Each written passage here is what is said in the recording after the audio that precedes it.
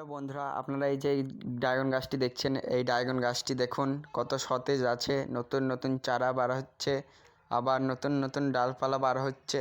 এরম ড্রাগন গাছের যদি ভিডিও দেখতে হয় তাহলে এখনই আমার চ্যানেলকে সাবস্ক্রাইব করে নিন এবং আমার চ্যানেলে আপনারা ড্রাগন গাছ কীভাবে চাষ করতে হয়, কীভাবে ড্রাগন গাছকে হেলদি রাখবেন, কীভাবে টবের ড্রাগন গাছে, ছাদ বাগানে ড্রাগন গাছে ফল আনবেন, কীভাবে ড্রাগন গাছের মাচা তৈরি করবেন, এই রকম ভিডিও আমি তৈরি করে থাকি।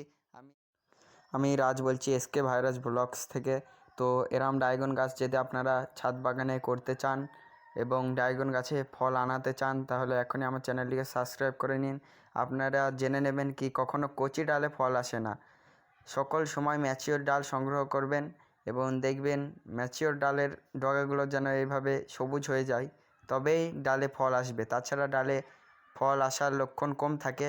তাছাড়া ড্রাগন গাছের বয়স কমসে কম 1 থেকে 1.5 বছর হওয়া দরকার, তবেই গাছে ফল আসবে।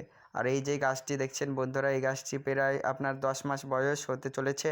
তো এই গাছে সামনের 3-4 মাস হয়ে গেলে ফল ধরার সিজনে ফল ধরবে। তো এরম যদি গাছের ভিডিও আপনারা চান তাহলে আমাকে এখনই সাবস্ক্রাইব করে নিন। আর এরম ভিডিওর জন্য আপনারা একটা লাইক, একটা শেয়ার করে দেবেন। এরম ভিডিও যদি ভালো লাগে একটা কমেন্ট করে দেবেন এবং সাবস্ক্রাইব করে পাশে থাকবেন।